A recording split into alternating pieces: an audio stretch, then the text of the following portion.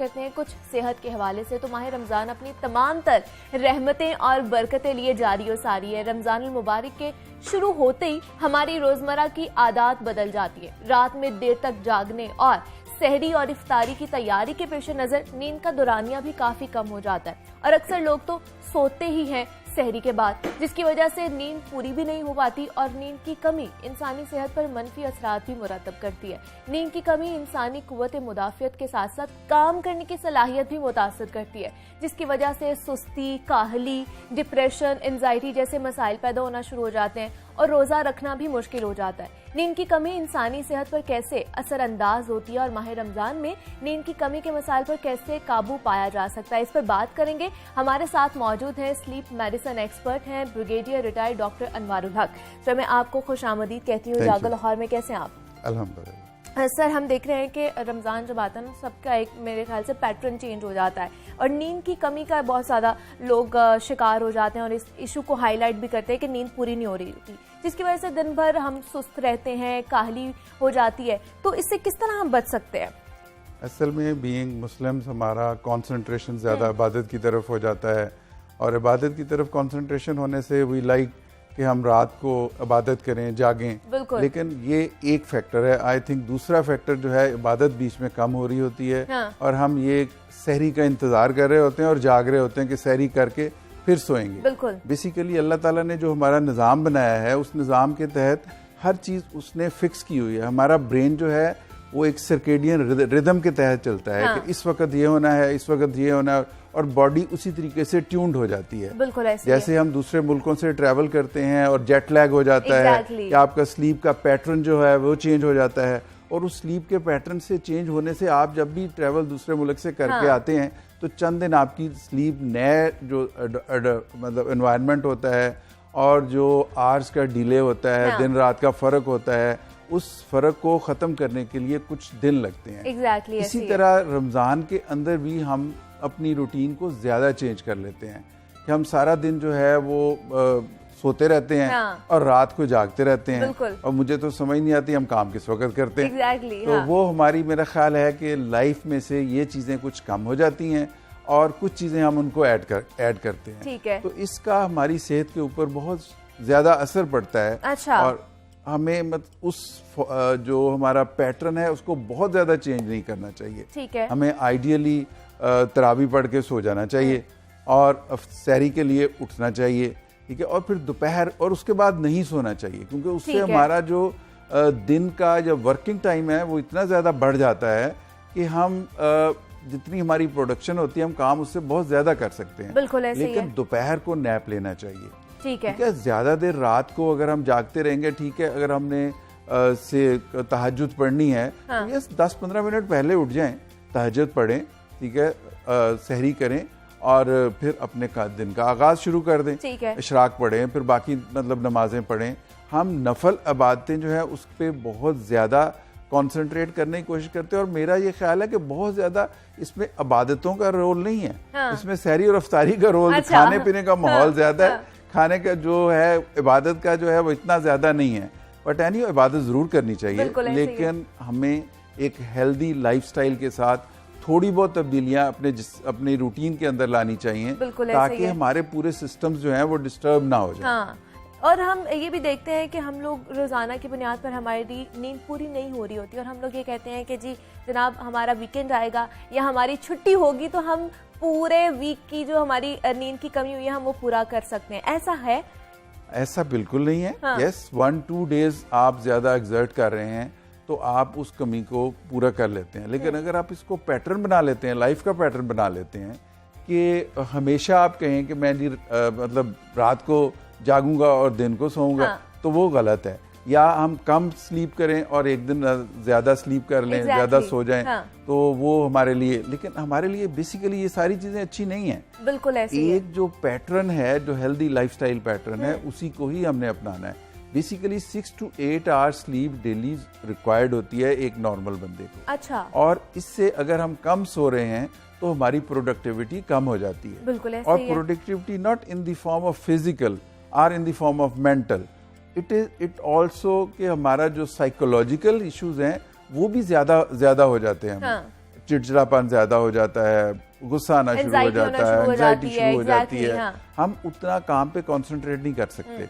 और ना सिर्फ ये कि इसके ऊपर इफेक्ट्स होते हैं हमारी प्रोडक्ट जो काम करते हैं, हमारा कंसंट्रेशन लेवल कम हो जाता है, बिल्कुल ऐसे ही हमारा थॉट प्रोसेस कम हो जाता है, हमारी लर्निंग कम हो जाती है, कॉग्निशन कम हो जाती है, जो प्रॉब्लम सॉल्विंग एबिलिटी इंसान की होती है वो कम हो जाती है। और ऐसा बिल्कुल नहीं हो सकता कि एट अ स्ट्रेच आप 5-6 दिन जो है वो बहुत कम सोएं और एक दिन ज्यादा सो लें। जिस तरह गाड़ी गर्म होती है ना, तो उसको फिर ठंडा होने की जरूरत होती है, उसका थर्मोस्टेट होता है, उस थर्मोस्टेट से ज्यादा नहीं गर्म होनी चाहिए। इस तरह नींद भी मतलब एक लेवल तक आप अपने आप को स्ट्रेच कर सकते हैं, लेकिन उस लेवल को कॉन्टिन्यूसली स्ट्रेच्ड रखना, वो आप टैक्स कर रहे होते हैं अपनी हेल्थ को। आपकी जो हर किस्म की फिजिकल, साइकोलॉजिकल, मेंटल हेल्थ, वो सारी हेल्थ जो है वो डिस्टर्ब हो रही होती है। बिल्कुल ऐसे ही है। और अभी तो डॉक्टर साहब हम रमज़ान के दौरान की बात कर रहे हैं, लेकिन वैसे भी हम देख रहे हैं कि लोग बहुत ज़्यादा डिस्टर्ब हैं नींद की वजह से, उनको नींद नहीं आती। तो आपको क्या अमूमन क्या वजह लगती है, क्यों लोगों को अब नींद की कमी होना शुरू हो गई है? देखिए, इसमें मेरा ख्याल ज़्यादातर जो रोल है वो हमारे एनवायरनमेंट के चेंज होने का है। With the passage of time जब स्क्रीन्स आ गई हैं हमारे सामने, तो वो स्क्रीन हमें इतना टैक्स कर देती हैं कि हम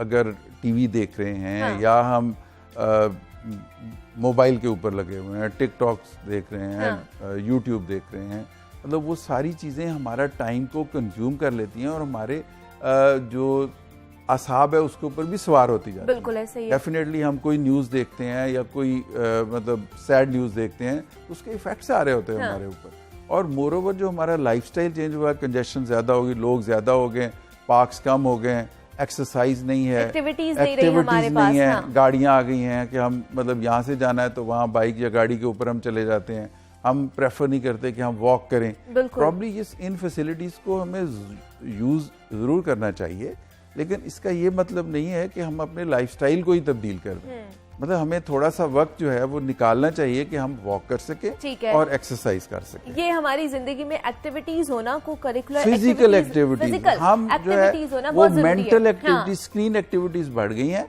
और फिजिकल एक्टिविटीज कम हो गई हैं। बच्चों में अगर आप देखें खास तौर पे, तो वो स्क्रीन के इतने ज्यादा आदी हो चुके हैं कि अब वो उनसे स्क्रीन आप ले ही नहीं सकते। बिल्कुल ऐसे ही है। अब मैं डॉक्टर हूँ, मुझे मरीज दिखाने आते हैं, तो बच्चों को चुप कराने के लिए वो पहले उसके सामने कार्टून लगाते हैं और फिर वो बच्चा कहता है जी आप डॉक्टर साहब इसको चेक करें। तो वो उसकी कंसंट्रेशन हर वक्त कार्टून की तरफ है।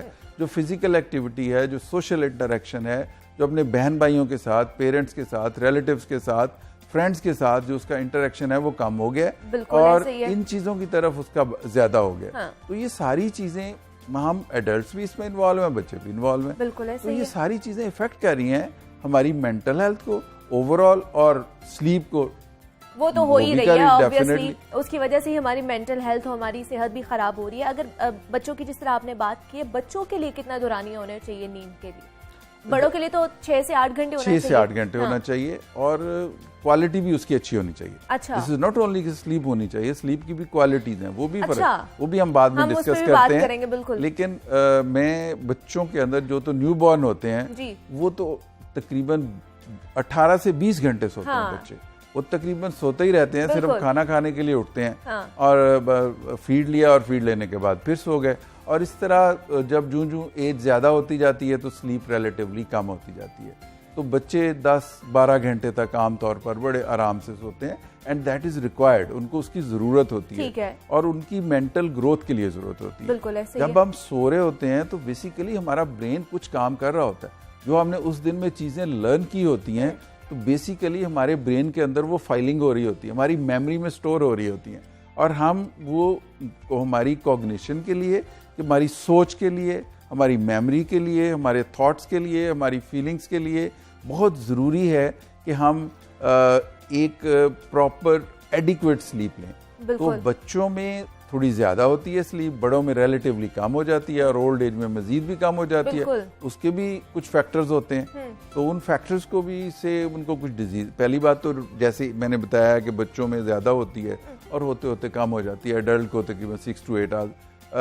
ओल्ड एज में एक तो वैसे थोड़ी सी कम हो जाती है, फिर कुछ साइकोलॉजिकल इश्यूज भी आ जाते हैं, काम कोई नहीं होता सारा दिन भी वो ऊँगते रहते हैं या लेट जाते हैं या सो जाते हैं, एक्टिविटी नहीं रखते। अगर और अगर नमाज के लिए 5 वक्त आप जाते हैं, मस्जिद जाना शुरू कर दें, तो आप काफ़ी एक्टिविटी हो जाती है, उसमें कुछ वॉक हो जाती है, फिजिकल एक्टिविटी हो जाती है, कुछ वहाँ पे लोगों के साथ सोशल इंटरेक्शन हो जाता है आपका, फिर आप नेचुरली वापस भी आते हैं, थोड़ा वेंट आउट कर लेते हैं अपने आप को, कैथारसिस हो जाती है। तो ये सारी चीज़ें वैसे भी बहुत ज़रूरी हैं।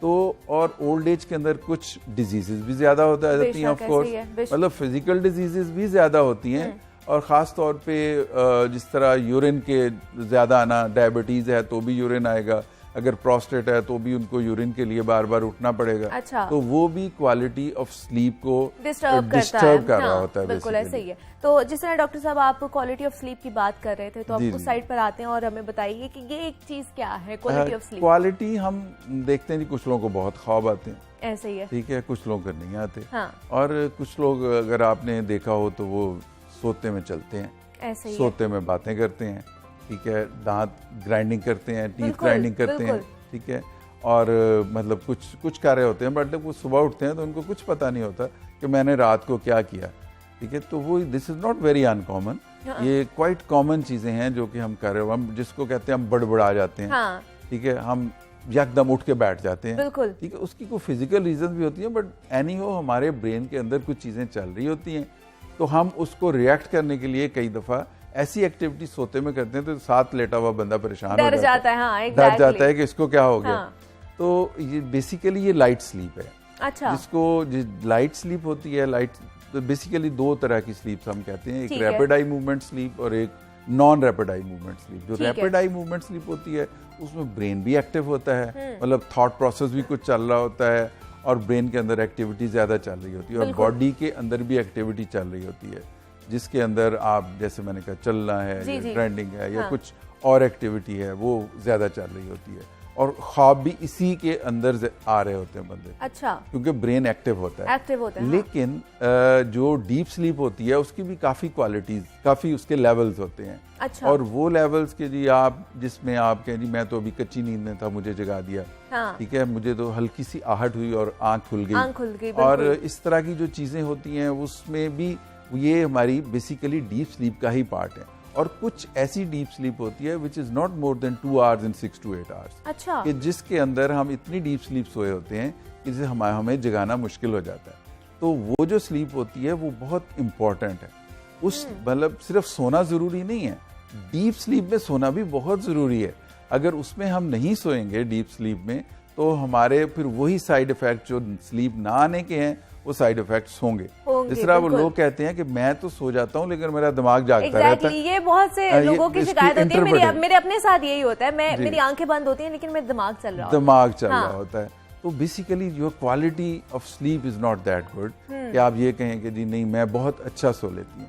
तो उसके साइड इफेक्ट्स क्या होते हैं? जब उठते हैं तो मूड अच्छा नहीं होता, चिड़चिड़ा हो जाता है बंदा, गुस्सा आना शुरू हो जाता है, ठीक है, चीजें जो है वो अच्छी नहीं लगती, ठीक है, कंपनी नहीं आपको अच्छी लगती, आप एंजॉय नहीं करते कंपनी में लोगों को यू ट्राई टू रिस्ट्रेन के आप इंट्रोवर्ट होना शुरू हो जाते हैं।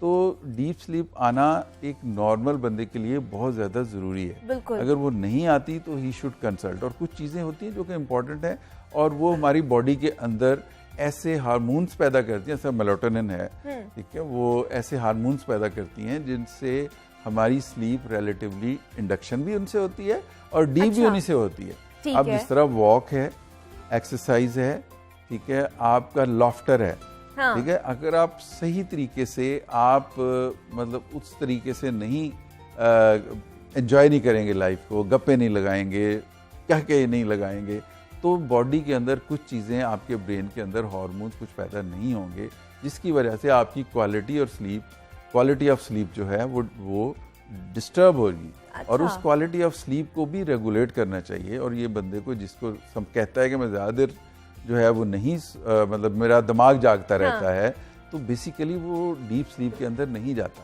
बिल्कुल ऐसे वो लाइट स्लीप के अंदर रहता है। तो डॉक्टर साहब जब आपके पास इस तरह के मरीज आते हैं जो इस तरह का शिकायत करते हैं, शिकवा करते हैं, तो क्या पहले उनको मेडिकेशन पे लगाया जाता है, थेरेपी की जाती है, किस तरह प्रोसेस स्टार्ट होता है? बेसिकली तो दिस इज वेरी इंपॉर्टेंट कि उनसे हम हिस्ट्री लेते हैं। अच्छा। कि उनको होता क्या है, ठीक है, कि वो उनकी मतलब यूजुअली हम कहते हैं कि अपने लाइफ का पैटर्न हमें दे दें। ठीक है। आप मरीज को कहते हैं आप कितने बजे उठते हैं और कितने बजे सोते हैं, और पूरा आपने डे की नरेशन कर दें कि आपका, उससे हमें उसके लाइफस्टाइल का पता चल जाता है। ठीक है। कि उसका लाइफस्टाइल क्या है, वो किस तरह सोता है, कितना उसका स्क्रीन टाइम कितना है, उसका स्लीप, वैसे वो लेटता कितने बजे और बेसिकली सोता कितने बजे, अच्छा। वॉक है भी कि नहीं है, एक्सरसाइज है भी कि नहीं है, ठीक है, कंपनी फ्रेंड्स की है भी कि नहीं है। तो वो सारी चीज़ें जो हैं वो उसकी हिस्ट्री से हम डिग आउट करते हैं, और पहली कोशिश ये होती है कि उसको फिजियोलॉजिकल तरीके से नींद को रेगुलेट करने की कोशिश की जाए। ठीक है। तो फिजियोलॉजिकल तरीके से नेचुरली यही एडवाइजेस करते हैं उनको, वॉक करें, एक्सरसाइज करें, नमाज पढ़ें, ठीक है। और नमाज हमारा एक तो अल्लाह की तरफ से हमारी इबादत भी है, लेकिन इबादत के साथ साथ अगर हम इसमें देखें तो 5 वक्त एक चीज़ का फिक्र होना कि हमने एक काम करना है। हाँ। और उसके बाद फिर जब वो हो जाए तो एक सेंस ऑफ रिलीफ होना। बिल्कुल। और ये इस प्रोसेस से अगर हम दिन में 5 दफ़ा गुजरते हैं तो ये हमारी मेंटल हेल्थ के लिए बड़ा ज़रूरी है कि हमें फिक्र होना और एक सेंस ऑफ रिलीफ होना, तो ये बहुत ज़रूरी है। तो ये हम चीज़ें उनको एडवाइस करते हैं पेशेंट्स को, और जो जो सेगमेंट्स बीच में मिसिंग होते हैं, ठीक है, उनको एडवाइस करते हैं कि इनको इंक्लूड करें। कुछ लोग होते हैं जी फ्रेंड्स ही नहीं है उनके, हाँ। ठीक है, वो एडवाइस देम कि आप अपने फ्रेंड्स जो हैं वो बनाएं। अच्छा। फ्रेंड्स बनाएं और उनके साथ फिजिकल भी स्पेंड करें टाइम, और उनके साथ फ़ोन पे भी इन टच रहें। ठीक है। ठीक है। कुछ लोग अपनी फैमिली से दूर हुए होते हैं वैसे तो वो कहते हैं जी काम का प्रेशर है, लेकिन बेसिकली काम का प्रेशर नहीं होता, they are I mean they don't like elements उनके मिसिंग होते हैं लाइफ में, इसकी वजह से उनका ये कनेक्शन सारी कहीं से हाँ। होता है। तो एट टाइम्स हम उनके रिलेटिव्स को भी मतलब अगर वाइफ है तो उसके हस्बैंड को भी कहते हैं कि लेके आएं, तो शायद कुछ बेहतर वैसे ही मतलब बातों से ही सूरत हाल बेहतर हो सके। या तो ये तो सर हो गया कि आप लोग फिजिकली भी एक्टिविटीज का सबसे पहले बोलते हैं, लेकिन मेडिकेशन पे भी बहुत लोग जाते हैं, वो कौन से स्टेज पर जाते हैं? देखिए पहले तो ये मैंने बताया कोशिश करनी चाहिए। बिल्कुल ऐसे ही अगर कुछ फिर मेंटल डिजीजेस भी होती हैं, अच्छा, स्ट्रेस है, एंग्जाइटी है, डिप्रेशन है, बेसिकली प्रूवन डिजीजेस। हम लोगों को कहते हैं कि अब वो हमसे पूछें कोई प्रॉब्लम है जिंदगी में, कहते हैं मुझे तो कोई प्रॉब्लम नहीं है, ठीक है, मेरे पास पैसा भी है, गाड़ी भी है, बंगला भी है, सारा कुछ है, और बीवी मेरी ठीक है, ठीक है, मेरे पास तो कोई इशू नहीं है। बट उनको इश्यूज होते हैं, दोस्त नहीं है, बिल्कुल, ठीक है, और बाकी चीज़ें नहीं है, कुछ और लाइफ के अंदर कुछ चीज़ें मिसिंग है। तो उन सारी चीज़ों को बेसिकली हम आपस में रिलेट करते हैं, रेगुलेट करते हैं, और फिर हम देखते हैं कि डिजीज़ का लेवल कितना है। से आपको डिजीज़ का लेवल ज़्यादा है और वो वॉक, एक्सरसाइज और नमाज और बाकी जो हेल्दी एक्टिविटी उनसे नहीं हो रहा, तो फिर then you have to put them on medication. अच्छा, ठीक है। और अगर इसके मेडिसिन के साथ उनको दवाई की से एक स्पेसिफिक डोज काफ़ी है, तो दवाई के साथ अगर काफ़ी है स्पेसिफिक उनको, तो अगर हम वो वॉक और एक्सरसाइज उनकी ज़िंदगी से निकाल देंगे और फ्रेंड्स निकाल देंगे, तो ड्रग की क्वांटिटी ज़्यादा करनी पड़ेगी, उसकी डोज बढ़ानी पड़ेगी। अच्छा। और अगर इन चीज़ों को शामिल कर दें तो ड्रग की क्वांटिटी कम हो जाएगी। ठीक है। फर्ज करें कि हमें इतनी डिजीज़ है और इतनी डिजीज़ सिर्फ हम वॉक और एक्सरसाइज से कर लेते हैं, ठीक है, लेकिन अगर डिजीज़ इतनी है तो हमने इतना पोर्शन दवाइयों से करना है, इतना एक्सरसाइज से करना है, और एक्सरसाइज वॉक से करना है। हाँ। लेकिन अगर एक्सरसाइज वॉक को निकाल दें तो फिर हमें इतनी दवाई लेनी है। सो मतलब वो सारी चीजें हमें उस पेशेंट के हिसाब से टेलर करनी पड़ती हैं कि उसको कैसे जिंदगी। बिल्कुल ऐसा ही है sir. Brigadier retired doctor Anwarul हक हमारे साथ मौजूद थे, स्लीप मेडिसिन एक्सपर्ट हैं। सर बहुत शुक्रिया आपका कि आपने हमें वक्त दिया, और मेरे ख्याल से हम सबको ही अपनी जो लाइफ स्टाइल है उसको मॉडिफाई करने की बहुत ज़्यादा ज़रूरत है।